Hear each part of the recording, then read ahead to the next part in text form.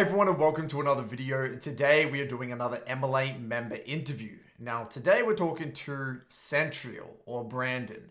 Now just to quick TLDR, Brandon recently hit Challenger. He's currently sitting 1100 LP on the North American solo queue ladder. Italia main, been in the MLA for about a year at this point in time. Now the purpose of this interview is to really get into the details of I guess breaking down his struggles, things that he's overcome at his own journey that have helped him kind of push up in the ranks. Central is also really, he understands very quite well the whole, the importance of addressing your underlying stage 4 issues, which we're going to cover extensively in this interview. So Brandon, thanks for coming by today and taking the time to do the interview. Feel free to introduce yourself. Yeah, so I'm Brandon. I mean, you basically got it. I love Talia. I love League of Legends. I play on the North American server, and yeah, I love the process that you preach, and so I'm hoping that I can just inspire people with the story. Let's do it, man. So, I took a look at your OPGG. You have been Master Tier for quite a few seasons now. You were Master Tier from Season 11, Season 12, the beginning of Season 13, and then you basically skyrocketed, right? So you've had a very kind of profound climb, very kind of out of nowhere, essentially. And I think that's very interesting. And even before that, you were Diamond for 3 seasons at minimum there, which was pretty insane. So I want to kind of quickly cover the backstory here of what went on in these 2 or 3 years where you were sitting in low master, kind of, I guess, roughly, champ pool differences, what that was like getting Master Tier for the first time. Give me a bit of a background journey there. What was going on those past 2 or 3 years? Yeah, definitely. So, yeah, a lot of like my time, like 90% of my time, all the seasons before basically the past 3 were just like spamming games, just getting like grinding as just a kid through high school, like just having a plenty of time to play games, and I ended up just like being able to get myself like to Diamond pretty like easily, and then like I struggled in Diamond for a while. And at this point, like I was playing Echo and Katarina like exclusively for those 2 seasons. I was just an assassin one trick in those 2, and so I finally ended up hitting Master. And it was like through like when Seraphine came out, and I think I just like abused like whatever. Like I think it just clicked with me. It just made sense. I abused it, and I got to Master, right? And at the time, I was just like, I was so excited, so ecstatic to like actually get Master for the first time. I was, telling everyone I was freaking out. And then I realized, like looking back at it, it was just like it wasn't actually like me like being a full solidified Master player, because for like the next season, 2 seasons, I was like bouncing between Diamond and struggling through Diamond to try and get to Master, and just back and forth, right? So Yeah, and I think a lot of people struggle with that. They get to Master Tier for the first time, and then they think that they've made it, they've done it, they've got to Master Tier, they've solved the puzzle, and it's just going to be smooth sailing from now on. But a lot of people kind of hit a brick wall. It's like, holy shit, this game is probably a lot more complicated than I thought. It's a lot harder than I thought. For you, was kind of attempting that Master Plus climb, was it very overwhelming for you? Or what was your experience like? Or were you just having a blast the whole time? yeah, it was very like scary. Like I remember like trying to like I would basically like play. I'd get to like maybe 100 LP, and then all of a sudden I'd like lose games, and I'd just drop like back to Diamond 1, and then I'd get back up. I'd like get 150 LP and just drop back down. And I remember playing these games where like some like these like sort of like known streamers, or like they had like Smurf like accounts in like that lower elo bracket of Master, and playing with them, I'm just be like I was like nervous, and just like, but I realized like very easily, like, or very quickly, that getting past that like 200 LP 250 LP like wall, it was going to be way more difficult than I thought it was. Like I thought it was like kind of like this gradual climb all the way up like Master to Challenger, and I was completely wrong about that. So And then that's probably, I'm assuming, what led you to join the Mid Lane Academy. You wanted to figure yeah, out what was going on. I was like, I got to do something different. Like me spamming games and just playing like nonstop is not working. And like one of my friends just like was like, "Hey, have you ever considered getting coaching?" And I don't know why, like that just like I should probably look into this. And I did, and I'm so happy I did. So It's funny you say that, by the way, because everyone has that point in their journey where I guess their spamming of games and raw talent kind of takes them. For you, it seemed like that was low master. For other people, it could be Diamond 4. For other people, it could be Emerald 4. And I think you are probably already a pretty somewhat talented gamer. I'm assuming you had a gaming background before League and you played League for quite a long time, so that obviously contributed to it. So, it looks like Master, bottom of Master was kind of your, raw plateau point, and then you had to do something different. You actually had to get into the details to figure out what was going on. Okay, so you joined the MLA, right? This was about a year ago. Mhm. Walk me through. So you came in as did you even have a solidified pool when you joined? What was the situation when you joined? Yeah, so I was also like every year I would try out for my university team, and I had this like idea in my head that I couldn't just play assassins to play on a team, you know? I don't know why. So I like wanted to swap to mages. So and when I came into the MLA, I was like kind of like in that transition period, right? Talia just got reworked actually, and I loved Talia for a long time. Just like I like the thematic of the champion, and I felt like her getting reworked was like a reason for me to like main her at that point, right? So I basically was just like one tricking Talia when I actually joined the MLA a long time ago, and that was like maybe alongside like Syndra and Cassiopeia and whatever. But like after I joined the MLA, it was Talia one trick from there. So. And so, did you at that time? What drew you to OTPing out of interest? So, because a lot of people who try to climb Master Plus try to play the meta game, right? They're like, okay, this is the meta at the moment. I want to have a champion with 3 to 4 champs. I want to be able to adapt to multiple compositions. What was it for you that made you prefer becoming an OTP essentially? Yeah, I mean, I definitely like tried to play like these champions that were like super strong. Like, like if something random popped up in mid and it just like looked good, and I'm like, I'll give it a try. But like after a while, you just realize like trying to pick up a champ out of nowhere just because it's strong is not gonna work for you. And I mean, like, even if you look back on all my seasons, like I could play like Echo and Katarina like nonstop, like forever, just because I liked playing the champions. And I think once Talia got reworked, just like the idea of like just the thematic alone made me like so attracted to playing her that like I don't know, it's just like something in my brain, right, just like clicks with like having like consistency across the board and just like really like grinding out the champ and just figuring out what works for it. So So that was interesting. just like So my personality. it wasn't even maybe like a logical thing. It was more, I just love the champion. I'm enjoying the champion. It wasn't even because you logically thought that it was the best way to climb. It was just how you personally preferred to climb. Or was it for you your inner belief that, okay, if I OTP, I can really get into the details and it's going to maximize my chances of winning? Yeah, I mean, it was like, okay, Talia got reworked, right? So I figured, okay, if she's getting reworked, she might get more attention and she might Mm, like be stronger in general, which was like kind of like led me to like actually like fully commit to the OTP. And then like the other half of it was just like, yeah, I just like the champ, and I believed that like if I just stuck to that one champ and I just figured out everything I could and just grinded the games, then I would be able to like okay. perform and get through those ranks. So Okay, so you decided to you joined the MLA. You're a Talia, basically only player at this point. You didn't see results for a very long time. Basically, I mean, you slowly chipped away. You got a little bit of LP here and there. I think you climbed a little bit to high master or whatever it might be, but you didn't have that big breakthrough till nearly borderline what 8 months in, right? Is that right? Is that right. the Yeah, timeline? so when I joined, it was like a couple months, like maybe 2 or 3 months. I like kind of got through, and then I like sort of like rocketed up. I got to GM, like it was bottom of GM or somewhere around there. Um, and then like I was able to sustain that for maybe a couple months, and then after that, like I just slowly dropped off and got back to master 250 LP, and then that's where I basically stayed.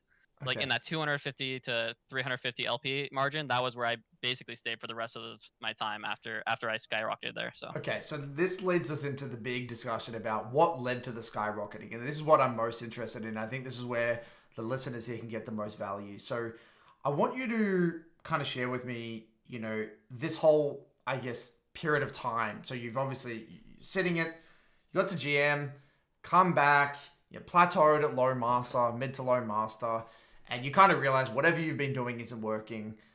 There needs to be a change. Walk us through what this change was, what this chain series of events was, and kind of step us through this whole situation. yeah, definitely. So Um, I played for my university team, and so like that obviously stagnated me a bit, just because you're playing on a team, it's hard to improve individually, right? But even after the fact, like I wasn't getting results back when I was just playing solo queue, and I didn't know like I was just getting so frustrated constantly, and one of my friends like just brought up to me, he's like, I think like you have stuff going on that you've mentioned to me that you need to address. And I realized at that moment, like after he like really like told me like you got to address the stuff going on. I realized like okay, like I do right, and I realized how scared I was of addressing problems because I'd kind of built up this whole like facade of myself like through like having a fixed mindset um that like I was the guy without problems, right? Like that was like my identity. So I was like too scared to actually address the problems in my life because then I admitted to myself like I have problems that I need to that I need to like look at Hmm. and get over. So it was really difficult at that time. So like my confidence was like really shot. I had to like figure out like I had to actually like figure out how to be honest with myself. I had to like kind of just like start from scratch, right? I think I read Jordan Peterson's 12 Rules for Life book recently, and like it helped me like kind of put to words like what I felt was like going on. So he talks about like this idea of like the machine of our life, right? And I kind of adapted that analogy, right?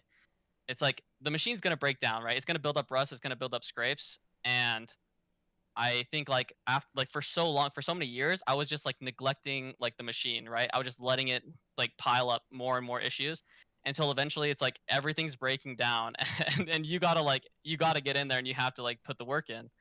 Um and yeah, and then I eventually just had to do that. So I had to have a lot of conversations with myself and like actually dig like deep into myself to figure out like okay, like, am I being honest with myself? Like, am I doing the things that I want to do? Is there areas in my life where like I'm neglecting that I need to keep up? And it was just a long journey. So, yeah, I mean, if you have any specific questions, I think that would Yeah, maybe no, help no, me totally. guide. So, And I don't want to pry too much into your, your right. personal life, but I think that the reality is that the out of game situation massively impacts our ability to express ourselves on the Rift.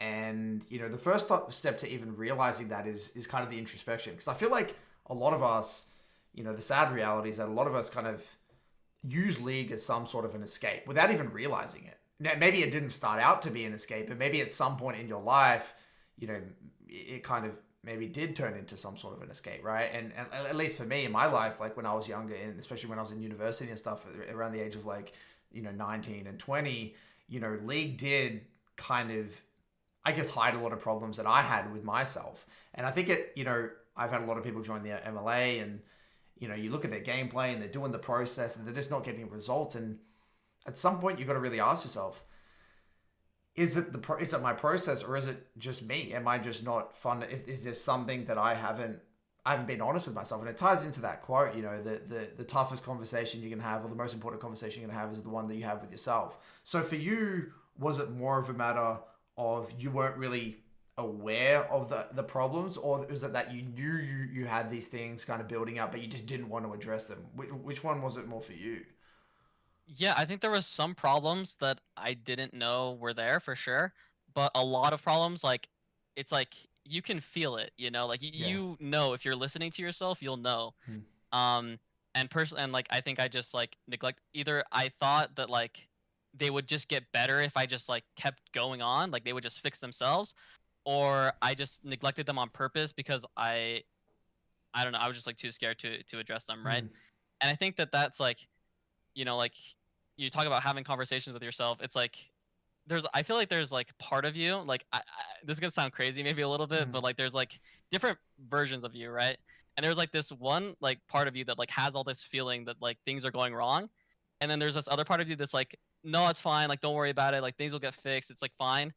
And then you get to this point where you're like, you have to be like the guy to be like, okay, maybe you were right, like maybe like these were problems, and then like that part of you that was deep down was like, I told you so, like you Hmm. should have listened. Yeah. And yeah, like just being honest with yourself and listening to yourself is just so important.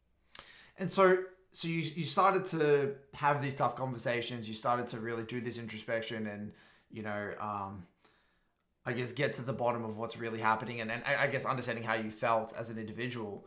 Now, this started happening. You started doing the work on yourself, addressing these stage 4 problems.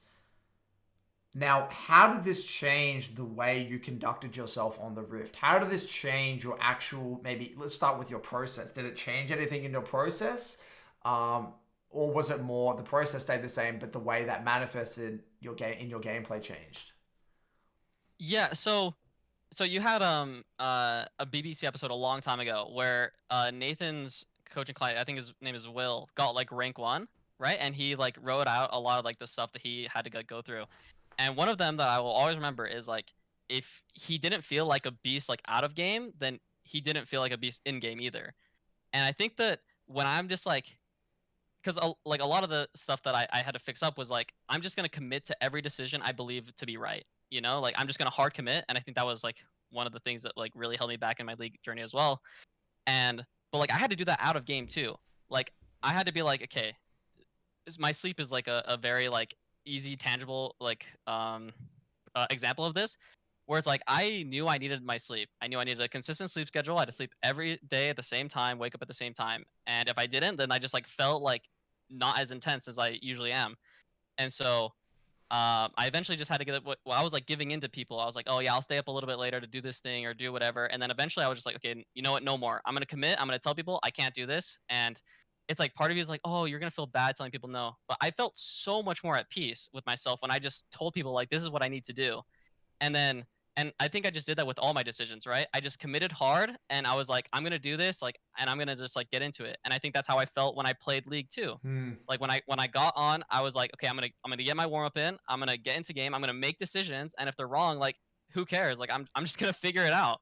I think that like it's just your league journey is like such a manifestation of your real life and your real life situation and how like confident you are to like get stuff done, you know? I absolutely love that. And when you were kind of describing that, it screams to me like playing, it's like owning your champ's identity and owning your identity as an individual. Because what's really interesting is that, you know, when you own your identity and you know who you are, even if that's not who you are forever, you know, it's like you get so much more learning. You get so much more out of your life. Like, you know, this is maybe going a bit of a tangent, but like I found the same when I was true to myself and I said, you know, I'm gonna own this fucked up person I am. I am this bit weird dude. I'm maybe a bit introverted, and maybe I don't want to go out clubbing and do all these things, and I want to sit at home and I want to play League and I want to read books and I want to watch movies, whatever. But when I own that, you automatically as well. You kind of attract like-minded individuals, and you automatically find out who you're meant to be surrounding yourself with and who you're not meant to be surrounding yourself with, and that you feel more at peace not only with yourself but also the environment around you kind of naturally kind of becomes a more positive one and one that you want. And in League, right, it's like tying back to knowing your identity. It's like, okay, if I make decisions that are in accordance with my champ's identity, worst case scenario is that I can like look at the situation and be like, well, at least I made a decision and my decision somewhat makes sense. And then I can adjust accordingly. It's like, oh, like time back to your sleep. It's like, okay, I'm going to do this 8 hours thing. I'm going to go to bed at 10, wake up 6, whatever the hell it is. I'm going to do that. But if that doesn't feel good and I don't like that, I can just, at least I made that decision. It wasn't because of anyone else. I made the decision. I can change it. Like it's in my control. You know, it's like you're controlling the controllables, and in League, you making the decisions and having the confidence to actually execute upon that, it gives you so much control, you know, in your journey. Right. It's when you're like sitting back and like letting things happen in front of you, like you're just going with the flow. It's like, oh, I'll just stay up past, you know, when I need to go to sleep. I'll just go with this play that people are calling. Yeah, It's just like you're just like subject to whatever's happening. yeah, Right? But it's like you have to be unapologetic for like your point in life. You have to be unapologetic for who you are. Like, okay, like this is what I know. This is what believe to be the best decision, Hmm. and I'm just gonna send it, and you'll get the learning. Like Yep. that's just have to be unapologetic for it. In a way, you have to be inherently selfish. You know, this is the interesting thing, Yeah. right? You have to find that balance between you do like in life as well. Like you're the only person that is living your life. Like no one else really, apart from like maybe your parents, right, have like your best interest in mind. Like it's like you versus the world in a way, right? But Yeah. but only when you help yourself can you help others in a way. But it's the same in League. You have to help yourself and put your best interests first, then you can help others around you. Like it's like you see this in mid all the time, like with people who they don't have confidence in their own ability to execute, right? Then what happens is that they end up like compensating for everyone else. And then because you're actually compensating for everyone else and actually not farming well and not keeping yourself strong, you actually are being a detriment to everyone in your environment. Because now that person on your team is actually having to look after you and themselves, you know? And it's like when people Yeah. say in real life, like, oh, you know, you hear all these people that want to be really philanthropic in life and like donate to all these causes and do all this stuff. And it's like, well, yeah, you can help all these other people, but if you have no money and you're not in a good situation yourself, how are you going to help anyone else? You know, sometimes by helping yourself first, you can actually have a greater impact on your, you know, on your environment. And you see all these parallels between league and life, you know? Yeah, I mean, if you take it like just like you have to be strong to win the game. At the end of the day, like you have to be doing your job, and it's like it's like if you're not strong enough to do your job, then you're not helping anyone You're not really. helping You're anyone. making everything worth. That's right. So And this is what I love about League is that, like you just said there, you know, you can actually even know what you need to do. And this is what I found the most with coaching clients. I can tell them, okay, these are your reference points. This is what you need to do. This is your job and everything, right? But if they actually don't have the belief in their ability to execute or the confidence to execute, nothing actually matters. You know what I mean? Like, you got yeah, to be able to execute, and the ability to execute, it has to come, like, you have to get in the reps. But you're not even going to get in the reps if you have ranked anxiety or you don't have your belief to execute. You know what I mean? Like, confidence, or at least the belief in your ability to like have a crack, is like the foundation of League. You know what I mean? yeah, it is, and that's like my favorite thing to say now is just have a crack. Like just getting it from you guys on the Broken by Yeah. CrossFit podcast, like it's my favorite thing. I just love saying it, and it's just like it just rings so true. So And that's really what League's all about, having a crack. And you know what's, you know, this is again a bit of a tangent, but I found interesting upon my reflections with League is that there are kind of two types of like players that have success in solo queue, right? You get the players that do have that element of like blissful ignorance, where, you know, and even in life, you see these people in life where they're all happy chappy, you know, they're really you know, they're really confident, outgoing, and things like that. But you know, they're not really thinking super deeply about things. Like they've kind of got that blissful ignorance kind of whole thing going on, and that allows them to be themselves and kind of be present in the moment, and actually more importantly, just express who they are. Now you see the same thing on the Rift. These people that are blissfully ignorant, it's like they don't think too deeply. But because they don't think too deeply, they're actually able to express who they are on the Rift without having doubts in their ability to execute, without having doubts on people judging them, or, you know, there's no kind of inner barrier to their ability to kind of express who they are on the Rift, right? But then you get the other type of people that are successful in both in life and solo queue, where, you know, they actually are hyper aware of their situation, hyper aware of their environment. They're very deep thinkers. But then they've actually done the work. They've done that deep work. They can now compartmentalize things and have awareness of their environment, and then still execute and actually and like kind of be present when they want to be present. You know, and I think for a lot of deep thinkers in League, and you get these people coming to my program, you feel they're very intelligent, they're very aware, that like they think a lot. That's actually a massive disadvantage at the start. That's a massive disadvantage, right. because there's so many barriers that they need to break through, and things they need to understand about themselves before they're actually able to be who they are on the Rift. And I think that was the case for you. You were inherently a bit of a deep thinker and an intelligent individual, such that you weren't just going to be that blissful, ignorant, you know, happy-go-lucky guy that's just going to go out there and have a crack. Like, you had to be honest with yourself. Okay, I am this kind of, you know, deep think. I need to know my environment. I need to be honest with myself first, and then I can kind of be who I am, you know? Yeah, definitely. And I think it like swapped for me too. Like when I first started playing League, I think I was just like that ignorant, Same. like just blissfully ignorant. Because I was playing Assassins. I was just like all I want to do is just one shot people But that's and partly just go because of off, age, right? though, right? Like, I think when you're Right. younger, Yeah, yeah. definitely. And then you get older Yeah, and you change.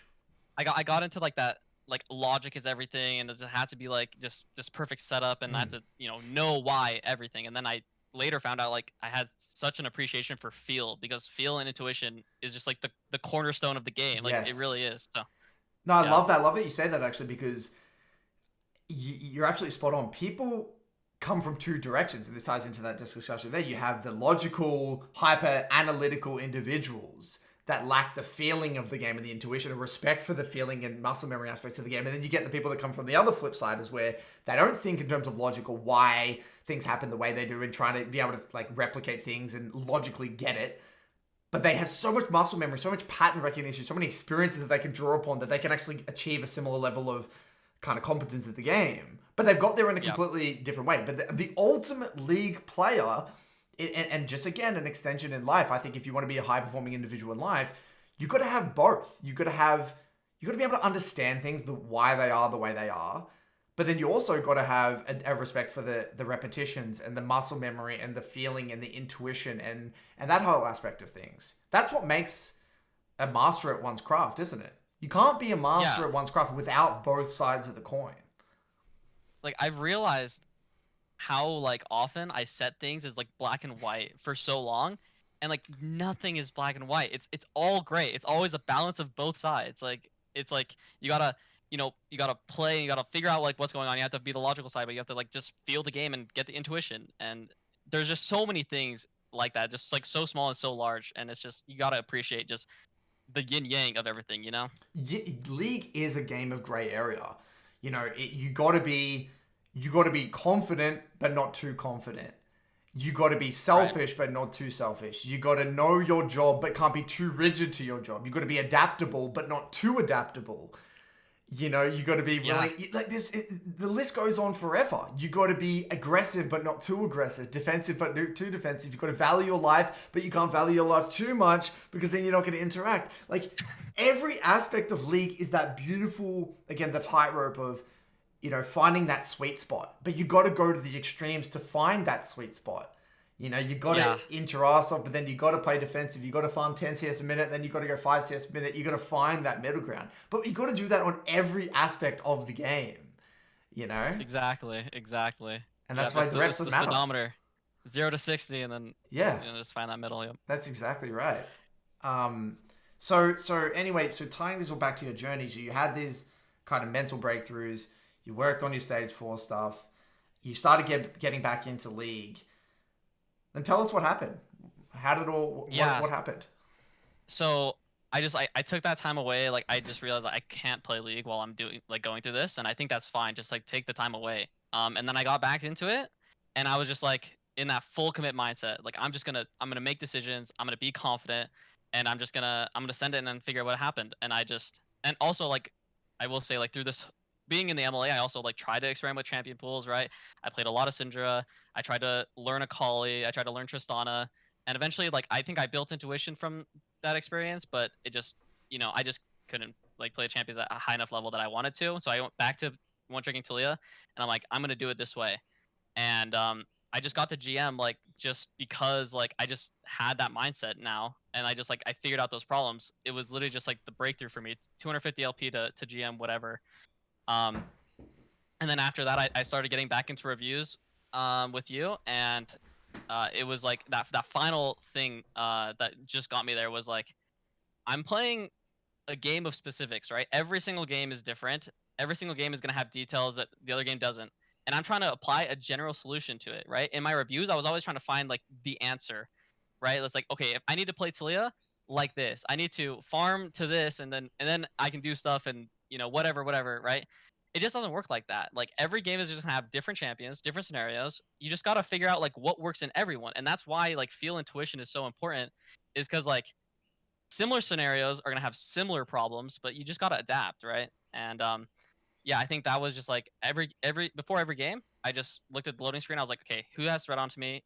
I think that was like the most important thing. Is just who has threat onto me. I'm Talia. Like, I'm vulnerable, but have ways to shut people down. And I think that just like prepping myself before the game and then just committing on those decisions, just like it just made sense, and I just couldn't be stopped. So I remember you said one thing that was really interesting, which was to me, tying back to that black and white, viewing the game in black and white, right? You said, when I started to realize that threat wasn't this black or white thing, it's like, okay, some games or some moments in the game, I'm going to be under a lot of threat. And other moments in the game, I'm not going to be under a lot of threat. And being able to juggle that mental stack accordingly to the amount of threat that is on you on a I guess a case-by-case basis shifted your entire view of the game, because you came in, it's like, oh, I see this champ, I see this, therefore I should only play defensive, and then you're in defensive mode for the entire game, and then you're kind of screwed. But when you said, oh, Right. here, okay, this particular moment, they have a Rek'Sai, I have no vision. Okay, I got to be respectful, and I got to now put threat assessment to the top of my mental stack, and that's kind of where I'm focusing on. And then, oh, Rek'Sai shows topside. Okay, boom, I can go a little bit more in trading. Like juggling that mental stack, that was the biggest thing that helped you. Right, right. I mean, I brought in that Chovy review where he played Talia versus it was like versus Yone and then versus Tristana. And I was convinced both of these matchups were just terrible for Talia because the thing is I wasn't like adapting like how I was assessing the threat. Right? And I remember like telling you, I'm like, okay, I don't understand how Chovy can walk up here at level 2. Like, isn't he just gonna get one shot and like killed? And you're like, no, like he has phase rush, he has E.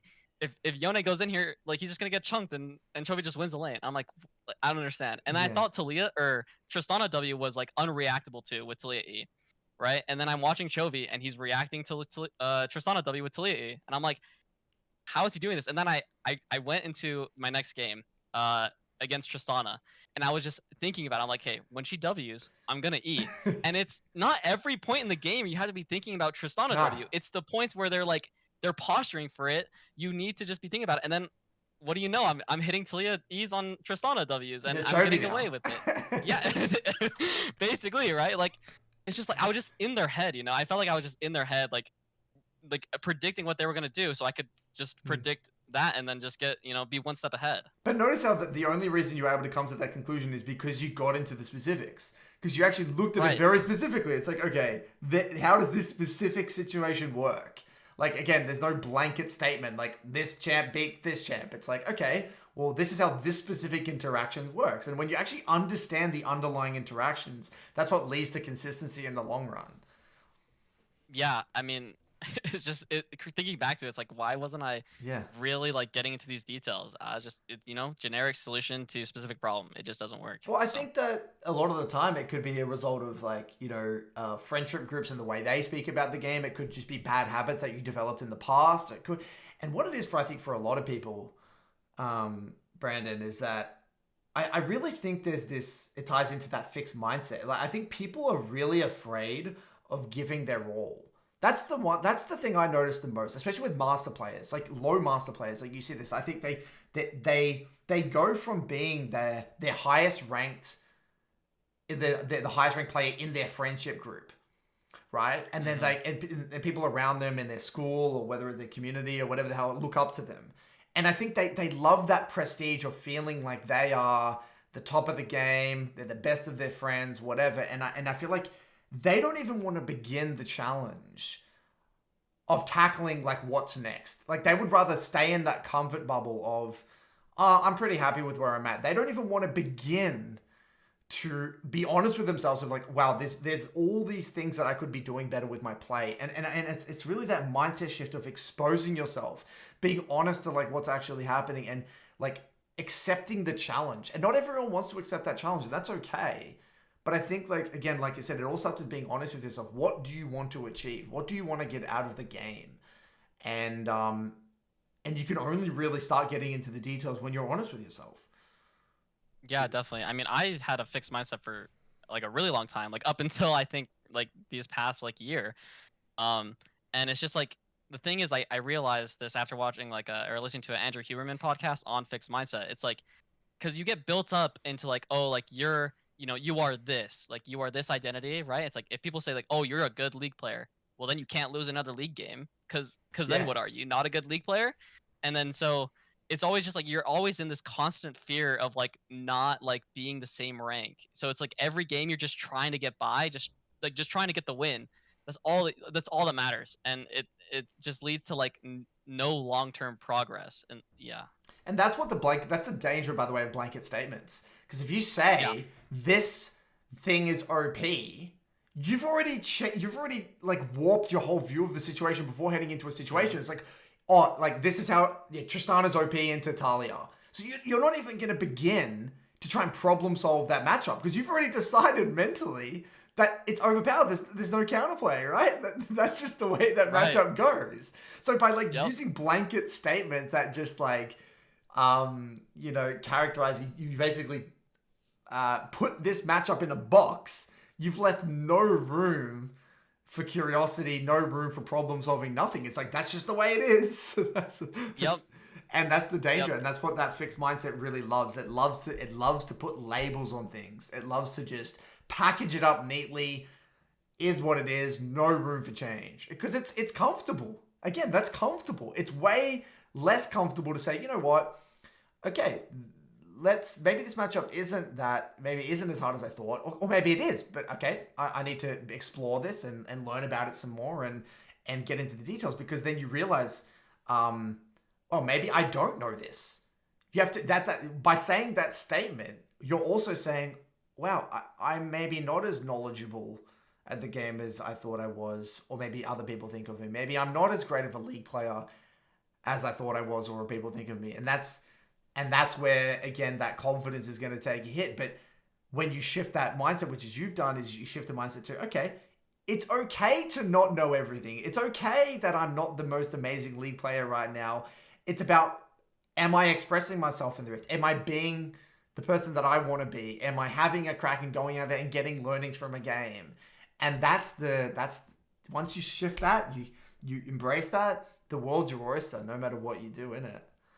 Yeah, I mean, it comes back to just being unapologetic for where you're at. Like you can't change where you're at. Like until you like I mean, in that moment, right? In It's that like when you moment, have to yeah. make the decision, it's just whatever you know, you have to make it, right? And then later just being able and that's like the hardest thing I think for me even now. It's like sometimes when things happen in game, I just want to be like, "Oh, that's just stupid. Stupid champ, whatever, you know?" It's like so hard, but then I just like I get out of game, I walk upstairs, I get some water, I'm like, I think I messed up there, Yeah, gonna be honest. And I look at the review and it's like, okay, yeah, you messed up here. And you build a little bit of intuition and you move on. And that's that's just it. how it goes. So So tying this back to process, and so to summarize the last section, you were doing this kind of with this, playing league with this new mindset, and then over what time frame was it from when you had this mindset shift to when you had this massive climb and spike in LP? um man, that's a good question. I think it was like I mean basically like I came back, I I just I kind of just got the GM, like I said, like just off of like that. And then I started coming back to reviews. It was probably like maybe 2 or 3 months that I was like sitting from the bottom of GM and climbed my way to challenger. And it's just like it's so crazy because at the time I talked about how like crazy excited I was to like get to master for the first time, right? It's was a completely different feeling when I hit challenger because it wasn't like I just like I found the breakthrough, I got there, right? It was like this gradual like climb of like winning 2 games, losing one, winning 2 games, losing one, and it was just like I was winning more than I was losing, and I just felt inevitable just off of like how I was playing. And when I got there, I was like super happy, and I showed it off a little bit, but yeah, I think at that moment I just realized like all of this work that I did like over the past year was what got me here, not like some random thing that I just clicked out of nowhere, you know? And yeah, it's funny you said this. It's the culmination of all the little things. And when you see League Yep. that way, you don't get that excited over a win, really, do you? Or like a rank, really. I mean, you get maybe a bit of excitement here and there. Oh, cool, I get 1 KOP, that's kind of cool. But then it's like, 10 minutes later, it's like, okay, oh, yep, like I still fucked up. I made all these mistakes. Like there's all these things that I could be doing better. It's like, because when you see League for what it really is, it's just a game of puzzles and a game of problems and like thousands of little things that you could be doing better each and every game and that it's not about how you perform in any one game, it's how you perform over the majority of your games that's going to lead you to becoming a better player. And also now because you understand League so well, you also have a deep respect for the difficulty of the game and how good these other players are out there when you lose to these other amazing players. Yeah. It's like, holy shit, these guys are on another another level. Yeah, I mean, I felt like it was like when playing in low master and like the rare times that you play against like a higher elo laner, you're just like, man, like these guys are just they're so fast, like everything is just so quick. You just have to keep up. And even now, like I know there's like some like players I lane against, so I'm just like, man, I gotta clean up my laning just a little bit just to like really Yeah, like get through this because that's just what it is. But yeah, it's just the speed of the game and just how quick it goes. It just can really throw you off when you're trying to learn. But that's where intuition and feel comes that's into right. play. So So process wise, you were doing 3 blocks. Did you review after each game? Is that how you like to do it, or you review later on? yeah, Or Yeah, I just stuck with the standard review after each game, and I really just stuck to that. Like just one or two situations that made you feel weird, and like Yep. I think that I got way better at that. Like just over the course of doing my reviews, and especially as I got like higher up, it like became more like immediately like even like in game. I was like, okay, this is not right, you know, and I could just immediately go to that situation after the game and figure it out. And I think that that kind of like intuition just has to like is just like built up after like doing reviews. It's like you realize like, okay, this didn't feel right, I got to figure it out. And I just stuck to that like one or two situations per game that just weren't right, and I just looked at those and sent them into the VOD questions. If I had a game that didn't feel right at all, then come into a review with that. So Great. Um, Now, tying this all together, you know, what are some things that you wish you knew earlier on in your journey? And maybe what advice would you give to people that are kind of on their climb, and yeah, things that you wish you knew a little bit earlier about league and climbing and league in general? yeah, definitely like don't underestimate like the power of like how league manifests itself in your real life, right? Like that is like it's like you have this maze that you need to like get through to like get to the top, but the door is locked behind figure out your stage 4 stuff. You know, it's like you have to do that first before you can even like start. I mean, you can kind of cheat it and like traverse the maze up Mm. into a point, but you're going to get like stuck somewhere. So I think just like being honest with yourself, like actually like figuring out like what truly like makes you tick as a person, and just committing to those. And I think that that's also what one thing that held me back for so long was just like I was not committing hard to my decisions and just making them in game, and how liberating it is when you actually do. It's is an incredible feeling. I think just commit to this to the decisions, like figure out your stuff IRL, and don't be afraid to just like take time away from the game if you need it. Like I think I'm a huge advocate of breaks as well. Like the way I like think of it as like it's like when you're on a hike, right? And it's like you've been hiking for a while, and it's like in the beginning like everything's so pretty, and it's like, oh wow, like this is so cool, like I can get over this rock, whatever, right? And then like after a while you just get so dirty and sweaty and tired, and you're just like, oh, like you don't want to face another challenge because it's just gonna annoy you. But then it's like you go home, you shower, you take your break, you get back onto the trail, and like every challenge is just like so exciting again, you know? I think that that's like such um a powerful tool to have. So yeah, I think those are like the biggest things I think what I would give to people. Just like be honest with yourself. Like don't go too harsh. Like accept your reality. Like accept the reality of your play at the moment. Accept who you are as a person, and just like chip away. Like really just like day after day. Like you're gonna get a little bit better, and just have fun with it. I love it. Long term journey. That's what it really is. It's a long term Yeah, journey. We know we will get results, but we don't know when those results are going to come. That's the thing. And you got to be okay with that. Right? We don't know when it's going to come. Developing that intuition. I think having a deep respect for how muscle memory builds up over time and pattern recognition builds up over time is the key to success. And I think that's something you've really understood well, and really, I guess, embraced over your time in the MLA. Is like you understand that, okay, I might not see this situation again, but I take one or two things away from it. And then if you do that again and again and again and again and again, over time, things are going to start to click. You're like, oh, okay, that's just another one of those. Even if you don't understand it logically, like intuitively, these things will start to pop up again. And I think having a deep respect for the intuition aspect of the game is so important. Um, yeah. I think just sorry, just to add one more mm, thing. It's just like be like be confident in yourself to like figure things out as well, because I think like I like when I was younger especially, like I had a lot of role models, and I think role models are like good for sure. But as I've like kind of like gone through this, and like I even like as simple as it is, I like met Bjergsen at Worlds last year, right? And I got like a picture and stuff, and it's just like, and I hear you talk about how Bjergsen kind of like fell off, like just because like he's played the game for a long time, and maybe that's just like he doesn't want to adapt or whatever. I think like I no longer have role models just like everything about them is great, mm, because that's very black and white thinking. And I think people like look up to it. It's like, oh, this person has all the answers, and I need to get that one answer that I don't know from them. And it's like at the end of the day, like even like if I join the MLA, you're not gonna tell me like, hey man, like things are going on in your life. You gotta let's talk Central. Like what's going on? Like be honest with yourself. Like only you can talk to like your soul, like only you can talk to the person deep down inside and like figure things out for yourself.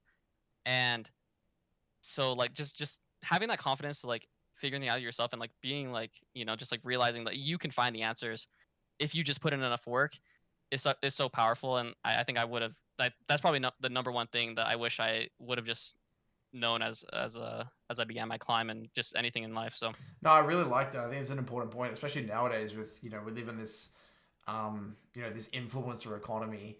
And, I am personally a big believer in role models, but exactly like you, where I don't believe every single thing one of my role models says. I might pick one or two mm, things. It's like, oh, I like that aspect of their life, or I like that take that they have on that particular thing. I don't need to agree with every single thing they say about the game or their philosophy on life or everything. But doesn't mean like you can learn from everyone. And I think this ties into the bigger picture is being a student of life. yeah, That's really what it's about. Being a student, learn from everybody, learn from anything, being open minded and curious always. I think that's really the key to success. And I think that, like you said, I mean, even to me, I don't have people come to me. I don't have all the answers. I can help you and put you in the roughly in the right direction. I don't have all the answers, and you yep, might find, okay, I get a bit from Coach Curtis, get a bit from Hassam, get a bit from Mid Beast or whatever. You learn something from everybody, and I think that's really right. important. I love it. Well, thank you so much for your time, Brandon. I really appreciate you. And thank you for being so honest and transparent. I know this stuff as well is not super easy to talk about. And was there any shout outs, anything that you wanted to, anyone you want to thank Um, or? oh man, you put me on the spot. I should have thought about this. Shout out to any of the boys, Justin specifically. So he's the guy that really just like helped me like turn that around, and he even got challenger just before me as like Wow, a hey man, you can do it. So big shout out to him and Hayden because I know he's listening and also helped me out a lot. So yeah, beautiful. Shout out the boys. of course, of course. All right, well, awesome. We'll wrap this up. Thanks for those of you who tuned in. If you have any questions, we'll be floating around in the Discord. I mean, sorry, the YouTube comments. Sorry, and the MLA Discord if you're in the MLA.